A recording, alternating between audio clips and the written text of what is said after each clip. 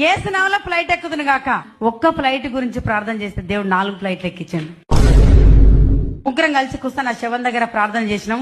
చెవులు ఇట్లా నోరు పెట్టి ఏసునామంలో లే. ఎప్పుడైతే గట్టిగా అరిచినామో ఆమె కళ్ళు తెరవడం జరిగింది. మా ఇంట్లో ఒక ఆమె ఉంది. ఆమెకు ప్రార్థన చేస్తే ఆమె కడుపులోకి వెళ్ళి 680 రాళ్ళు బయటికి రావడం జరిగింది. ఒక్కొక్క రాయి ఇంత పెద్ద రాళ్ళు. ఏసునామలో నాకు గర్భసంచి వచ్చిన కాకని పలికిన దేవుడు నాకు గర్భసంచి ఇచ్చిండు. ఏసునామలో నాకు 2 మనవలు పుడుదురు కాక దేవుడు అట్లనే ఇచ్చిండు. ఒకరోజు ఇట్లా నడుచుకుంటా, ప్రభా నాకు 200 అయితే బాగుండని ఆయన అనుకుంటా నడుస్తున్నా. ఈడ మాట్లాడుకుంటూ నడిచిన ఆ బాబు కాళ్ళ కాడ పడినాయి. చూస్తే 100 రూపాయల నోటు కనిపించింది. తీసి చూస్తే 200 ఉన్నాయి. నా ఏటీఎంలో 270 రూపాయలు మాత్రం ఉన్నాయి. ప్రార్థన చేసి నాకు ఏటీఎం కార్డు పెడితే 1,64,444 రూపాయలు నా బ్యాంకులకు వచ్చినాయి. ఏసునామంలో పరలోక బంగారంలో నుంచి 1 తులం గొలుసు రోడ్డు మీద పడను గాక.